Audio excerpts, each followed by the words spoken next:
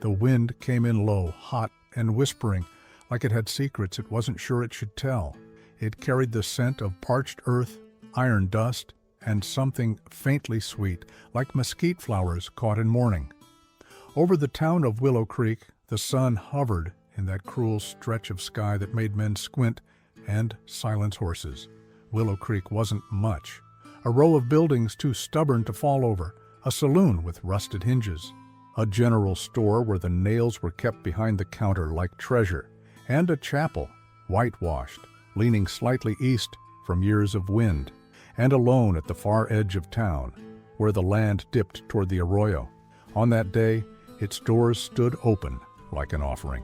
The bounty hunter came in quiet, same as always. He didn't wear spurs. No one ever heard him until he was already tying his horse to whatever post was nearest. The animal, gray with a darker muzzle, lowered its head and drank slowly from the town's cracked trough. The man, tall, weather-beaten, with the kind of eyes that seemed to have forgotten their color, stood still for a long moment beneath the skeletal shade of a cottonwood. His coat bore the dust of 5 counties. The rifle sheathed along his saddle was worn smooth at the stock. A rolled-up wanted poster peeked from the edge of his satchel, but it hadn't been looked at in days. His work brought him near Willow Creek, but that was coincidence. He didn't believe in signs, only timings. And this one was strange. He heard it before he saw it. Music, faint and hopeful. A fiddle played not well but earnestly. The sound of boots scuffling on wood. Then voices, then quiet. Too much of it, too fast. The bounty hunter stepped past the edge of the chapel's yard, not entering, only observing. Dust curled in the air like breath held too long.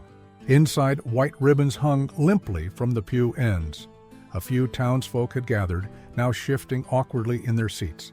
A preacher stood at the front, looking down at a closed Bible as though its contents had failed him, and in the center of it all, her, the bride.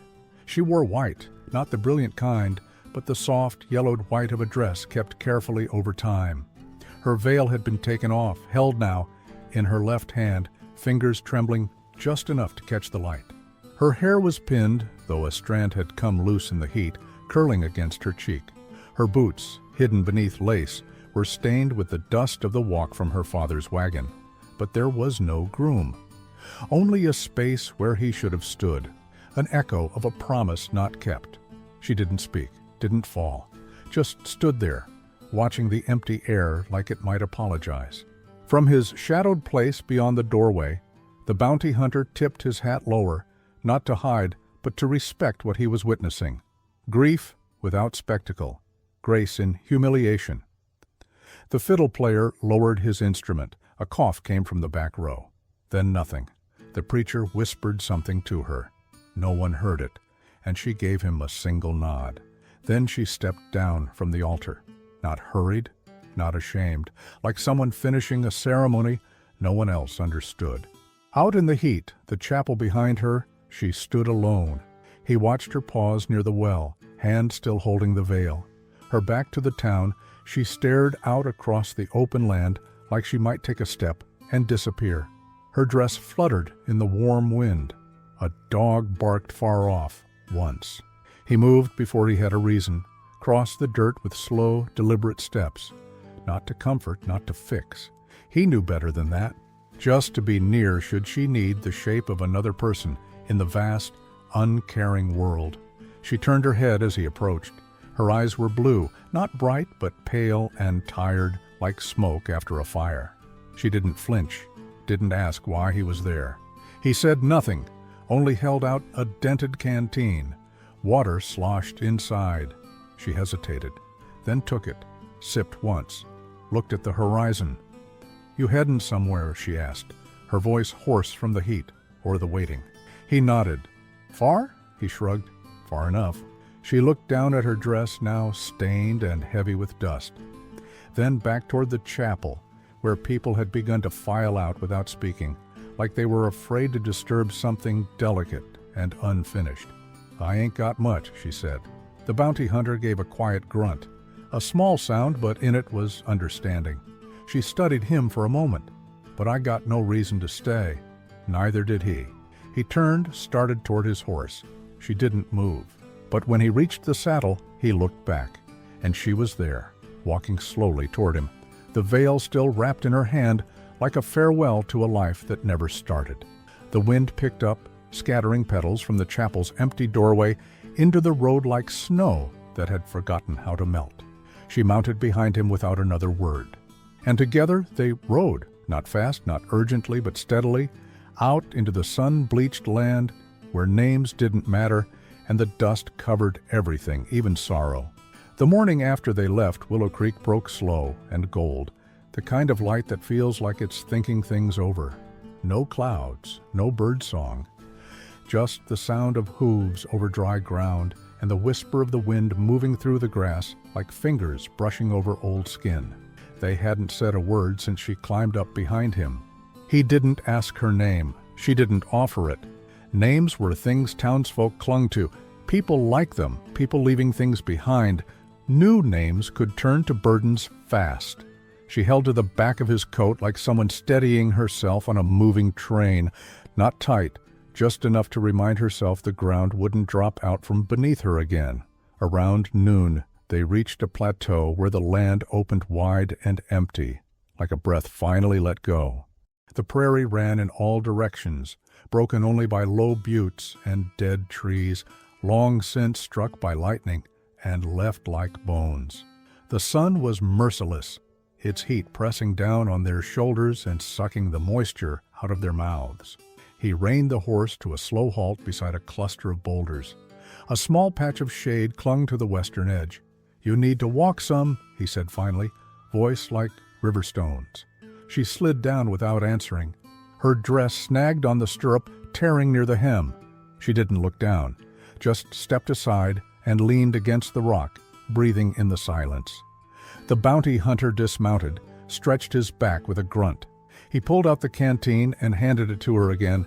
This time, she drank deep. When she was done, he took it, capped it, and set it in the saddlebag.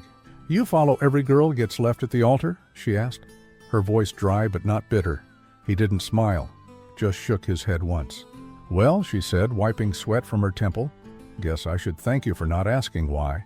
He looked at her then, not with curiosity, but with a kind of quiet permission. If she wanted to speak, she could. If not, the wind would carry whatever she didn't say. She reached down and picked at the tear in her dress, fingers working the fabric like it might tell her what to do next. Then she sat, folding her legs beneath her, and pulled the veil from where it was still wrapped in her hand. "I made this," she said quietly, voice softer than the wind now, "months ago. Took lace from my mother's old tablecloth, stitched it under the light of an oil lamp so the neighbors wouldn't see. Thought maybe, if I made something beautiful, he'd see me different." The veil fluttered slightly as she spoke, caught on a warm breeze that tried to carry it away. She let it go. It drifted across the rocks and settled in the dirt, half buried. He crouched near the horse, tightening a strap. Still said nothing. "Truth is," she said after a long silence, "I think I knew, long before today. You ever feel that? Like you've been warned by your own gut, but you just keep going, hoping you're wrong?" He nodded slowly. She didn't ask for what. Instead, she stood again, dusted her hands, and looked out at the land. "You got a destination?" "No." "Got a job?" He hesitated. "Had one." She raised an eyebrow. He pulled the wanted poster from his satchel. The paper was creased and browned at the edges. A man's face sketched in charcoal lines stared out with hollow eyes. Underneath, Daniel Coyne, wanted for murder, robbery, $300 reward, dead or alive. I was tracking him. He was headed toward Willow Creek. "Was?" she asked. He folded the paper in half again. "He ain't there anymore." That was all. No urgency, no explanation. Just a quiet decision that the path he'd been riding on wasn't the one he was following now. She looked at the paper in his hands. "You gonna find him later?" "Don't know." She nodded, then pointed to the horizon. "There's a town yonder way, maybe 2 days' ride. Might have a dress store that don't cost more than a week's wages." He looked at her, then at the torn hem of her dress, now caked in red dust and snagged with burrs. She looked like someone standing in the ruins of a life and pretending not to notice the fire still smoldering. "You want to keep riding with me?" he asked. She kicked a stone. "Don't know." He accepted that. They rode again when the shadows grew long and the heat began to pull back. The land changed shape under the dying light. Mesas turned gold. Ravens circled high, calling once before disappearing into the sky. A jackrabbit darted across their path, and the horse gave a small snort. As night fell, they stopped beside a dry riverbed. The moon hung low and quiet above them, fat with light, but still. He didn't light a fire, just rolled out his blanket, unsaddled the horse, and sat with his back to a stone. She sat across from him, legs folded, hands in her lap. After a long silence, she said, "I used to dream about the sound of a house, you know. Floorboards creaking, wind moving through the cracks, the kettle whistling. Felt like music." He nodded, eyes half-lidded. "I think I might start dreaming of dust now," she added. "Dust and wind and the sound of a horse." He looked up. She didn't smile. But she wasn't sad either. Just there, present, real. They said nothing more that night. She lay down in her dress and used her rolled-up veil as a pillow. He stayed awake a while, eyes scanning the open dark, listening to the breathing of the horse, the sighing of the wind, and the faintest sound of a woman asleep in something like peace. Somewhere out in that great silence, an owl called once, and the bounty hunter closed his eyes. They moved at a quiet pace, the kind that didn't stir dust so much as it settled back over their shoulders, folding into the fabric of her dress and the creases of his coat, like time itself had taken a liking to them. No destination, just direction, south maybe, or west, wherever the land pulled and the road didn't protest. The days were long and wordless, filled with the rhythm of hooves and wind, the occasional murmur of a distant coyote, or the soft grind of her boot scraping against the stirrup. They spoke when needed, but mostly didn't. It was the kind of silence that didn't beg to be filled, just kept them company, like a third rider too respectful to interrupt. At night, she began helping with the horse. No announcement, just started loosening straps, rubbing the animal down with a piece of worn cloth she'd found in his saddlebag. The first time, he watched her in stillness. The second night, he handed her the brush without a word. She took it, and from that point forward, it was simply something they did, together. On the fourth day, a crow followed them for nearly a mile. It flew low and slow, calling out once, twice, then settling on the carcass of a long dead steer off the road. She watched it go with narrowed eyes. "That means something?" he asked from ahead. She shrugged. "Might." He didn't press. The West was full of signs depending on what a person needed to believe. He'd learned long ago that what mattered more than meaning was whether it made you ride forward or stop. Later that day they passed the husk of a burned-out ranch, just the chimney still standing, tall and cracked like a tombstone for something once proud. She stared at it a long time, not asking what had happened. He knew that kind of ruin didn't need stories. Its silence told enough. She said nothing until the sun dipped low. "I grew up in a house like that," she murmured, almost to herself. "Smoke in the walls, heat from the stove keeping your hands from freezing. I used to think if I ever left it, I'd be free." He didn't reply. She chuckled once, dryly. No one tells you that freedom's just another kind of empty until someone sits in it with you. That night, they came upon a dried-up creek bed and made camp beside a cottonwood that leaned hard eastward, bent from wind but still holding on. He unsaddled the horse while she gathered small stones to make a windbreak for her bedroll. She sat beside him as he mended a strap. The firelight from his lantern flickered low between them. "My name's Clara," she said. The bounty hunter looked up slowly. He gave a slight nod. "Jonas." That was it. No handshakes, no backstories. Just a name, offered like a stone placed on a grave. Enough to say it existed, that it mattered once. The next morning they rode through grasslands that shimmered silver in the light. A herd of antelope stirred at their passing, but didn't run. The air smelled of sagebrush and something older, like rain that had passed 100 miles north, just near enough to make the air ache with it. Clara no longer clutched him while riding.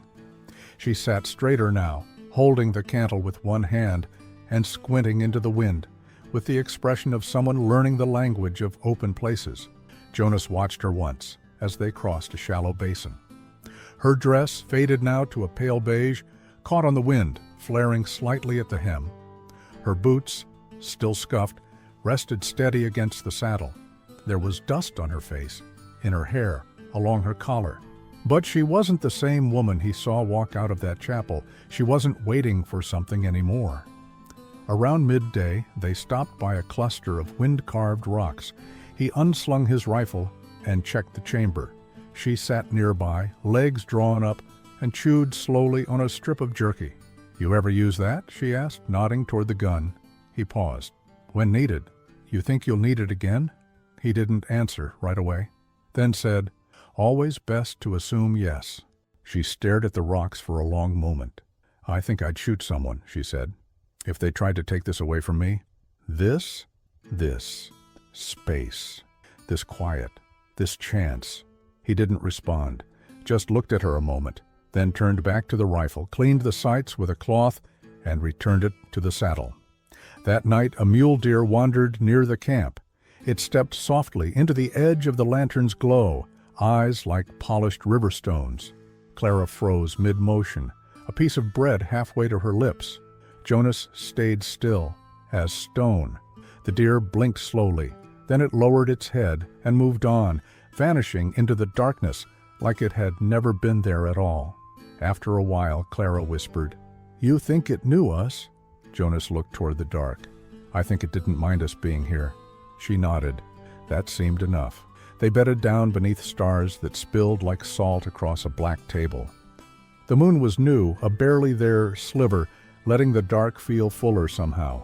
He lay on his side, watching the line of her back beneath the blanket, her hair unpinned and tangled against her shoulder. In the quiet between heartbeats, he felt something settle between them. Not love, not yet, not even trust, but presence, a knowing. And when sleep came, it was without the usual weight.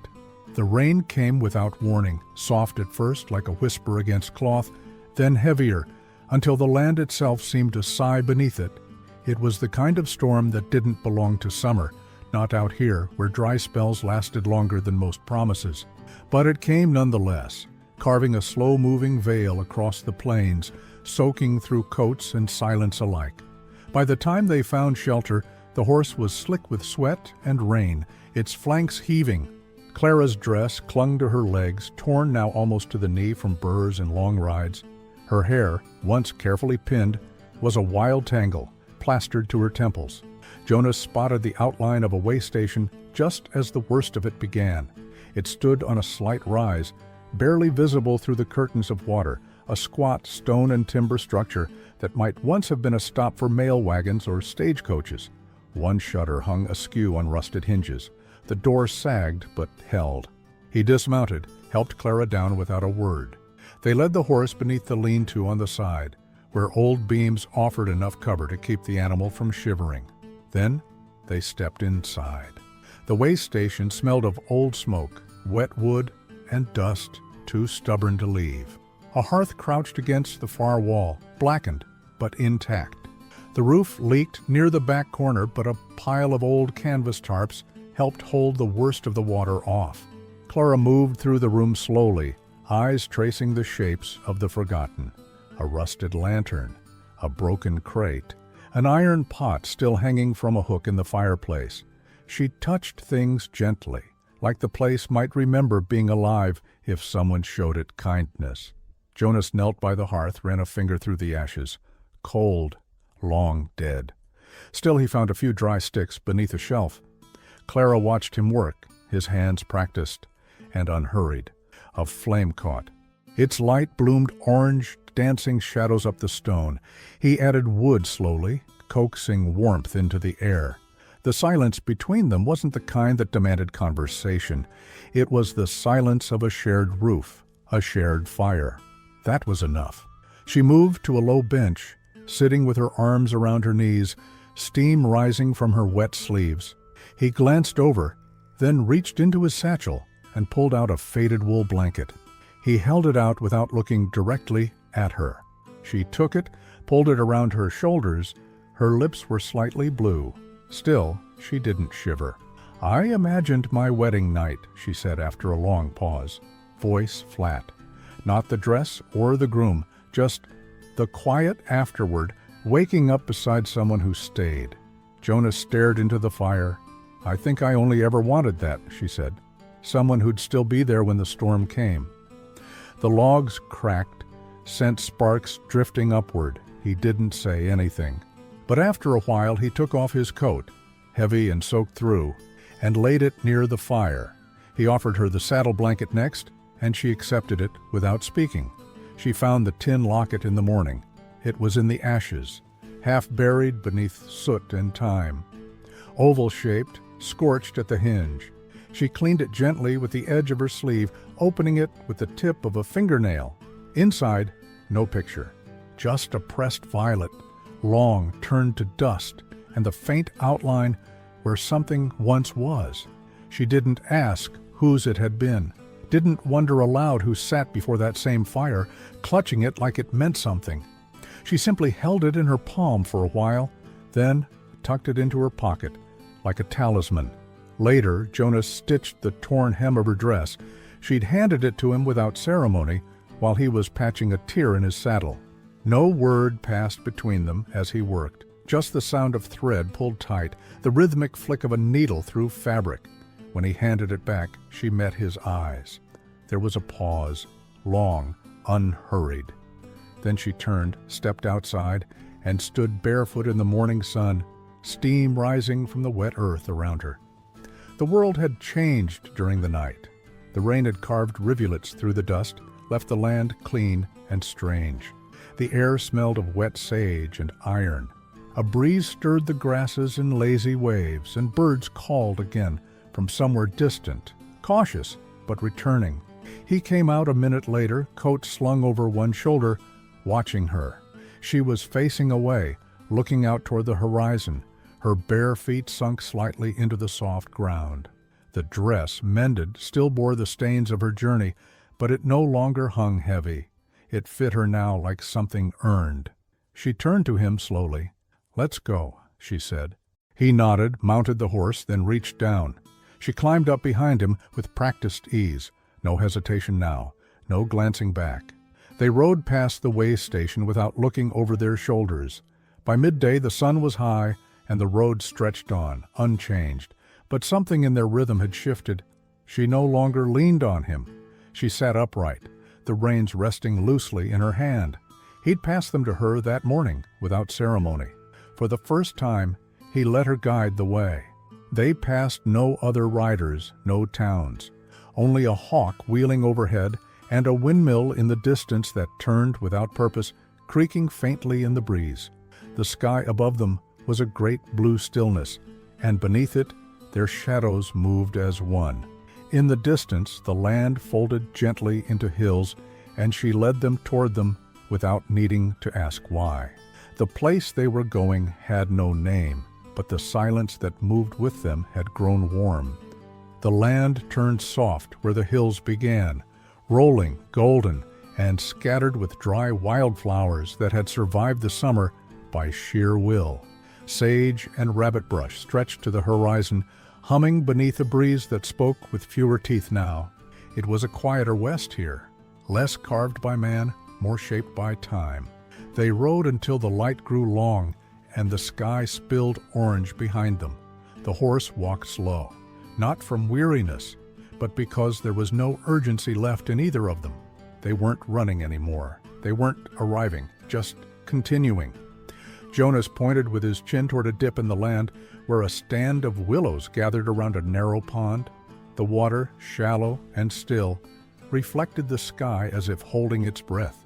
They dismounted without speaking. He let the horse wander and drink. Clara moved toward the edge of the pond, her boots leaving soft prints in the wet earth. She knelt, touched the water with her fingertips. It was cold and clean. She looked at her reflection. The woman there was not the girl who'd stood abandoned at the chapel. This one had sun on her shoulders, lines beginning around her mouth from too much wind and too little sleep, and a calmness in her eyes that didn't exist before. She stood, reached behind her neck, and undid the laces of her dress. Jonas turned away out of instinct, stepping back toward the horse.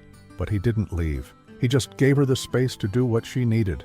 She slid the dress down and let it fall around her ankles, not in shame, not in performance, only as a gesture, like a snake shedding the skin of something dead.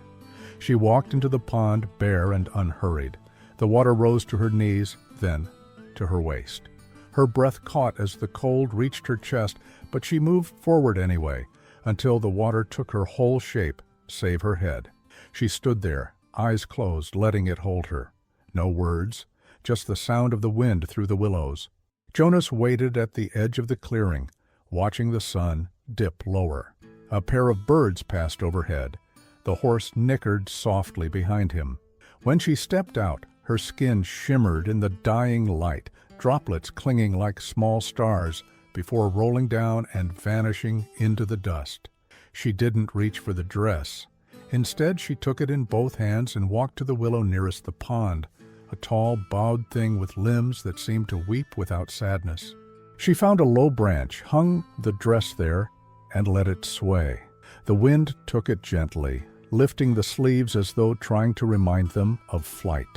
Jonas looked up as she approached.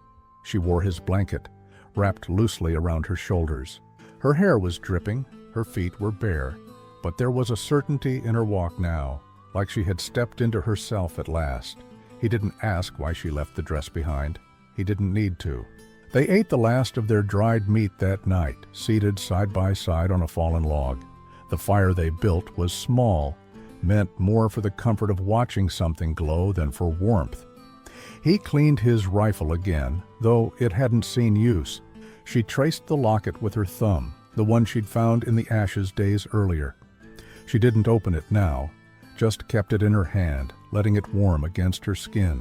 After a while she asked, "You gonna take up bounty hunting again?" He stared into the fire. "No." "You give it up for me?" He shook his head. "Gave it up when I watched a woman walk out of a chapel with more dignity than any man I ever tracked." She looked at him then, not surprised, not even grateful, just seen. "You think we're headed somewhere?" she asked. He poked at the fire. "I think we are somewhere." She smiled, small but real. When the flames died down and the stars grew bold, they rolled their blankets beside one another beneath the branches of the willows. The wind rustled the dress still hanging, lifting the hem, making it whisper against the leaves. He lay on his back, watching the constellations slowly drift above them. She turned toward him, her hand resting near his, not touching, just near. After a long while he said, "If you keep riding, I'll ride with you." She didn't speak, but in the dark, her fingers found his. They left at dawn, no trail, no mapped direction, just the steady sound of hooves, the quiet hush of prairie wind, and the dress behind them still swaying gently in the willow like a flag left behind on purpose. They didn't ride close anymore, not like before. Now she had her own mount, traded in a quiet settlement they'd passed the day before. Jonas rode beside her, not ahead. The path between them filled with light and space, and something unspoken that grew softer the longer they let it. At a ridge overlooking a wide valley they paused. Clara leaned in her saddle, looking out over the vastness. Below them, a scattering of cottonwoods, a ribbon of a stream, and beyond that, the slow rise of land that promised more sky. She glanced at Jonas. He gave a small nod, and she nudged her horse forward. He followed. No fanfare, no destination. Just her footsteps in the dust ahead, his horse tracing them without question, the morning sun stretching their shadows out behind them like a memory they didn't need to look back on. They kept riding until the world was nothing but open, and the only sound was the sound of her footsteps.